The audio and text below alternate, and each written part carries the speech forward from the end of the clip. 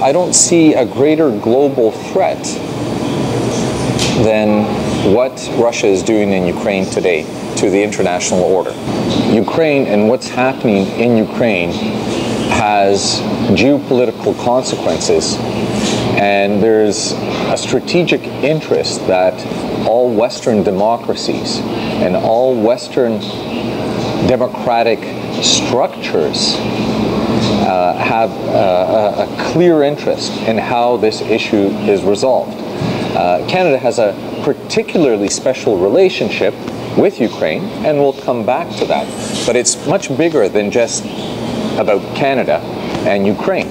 How will we ever, once again, have any sort of nuclear disarmament talks with countries, let's say, for instance, Pakistan, North Korea, if Western guarantees of territorial integrity are seen as being void of any real consequence should the territorial integrity of a country be challenged. Or even worse, as happened in Ukraine, where part of the territory of the country is militarily invaded and annexed. We're a border country with Russia, just as is Ukraine. And every country that borders Russia in some form is subject to threats. Kazakhstan feels it regularly. The Balts feel it constantly. Finland feels it. The Scandinavian countries feel it. We often forget we share a northern border with Russia.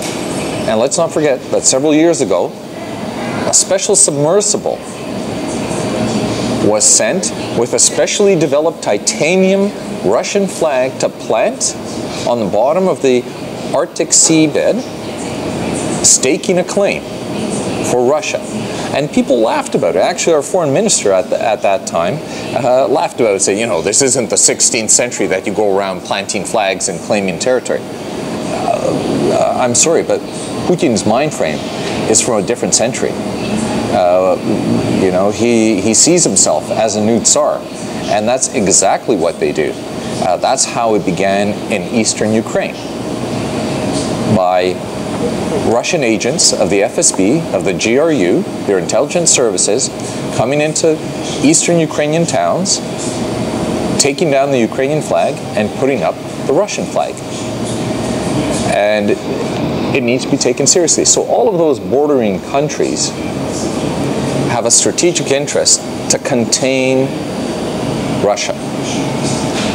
We now have to have a policy of containment. Until Putin is gone, Russia has to be contained. And Canada has a role in this.